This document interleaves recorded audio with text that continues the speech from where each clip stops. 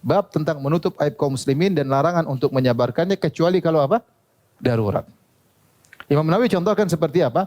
Seperti orang yang misalnya pengurus harta anak yatim, ngumpulin duit untuk anak, ternyata dia enggak benar, dia ngumpulin harta kaum muslimin atau dia ngurus harta anak yatim, ternyata dia zalim, ya. Dia bohongin orang. Ini tidak boleh disembunyikan, harus dilaporkan, ya. Seperti orang yang korupsi harus dilaporkan. Karena merugikan negara misalnya. Intinya maksiat yang dia lakukan terkait dengan kemaslahatan banyak orang. Seperti dia membuka rumah pelacuran di rumahnya tapi dia ngajak orang sekampung untuk main ke rumahnya untuk berzina, maka harus dilaporkan, seperti tidak boleh dibiarkan.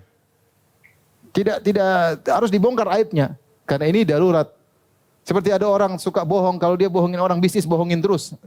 Terus banyak orang semakin dia tidak bertobat dan banyak orang semakin terpedaya. Harus kasih tahu, jangan si fulan hati-hati karena dia belum bertobat, dia masih terus merajalela. Maka diingatkan tidak boleh.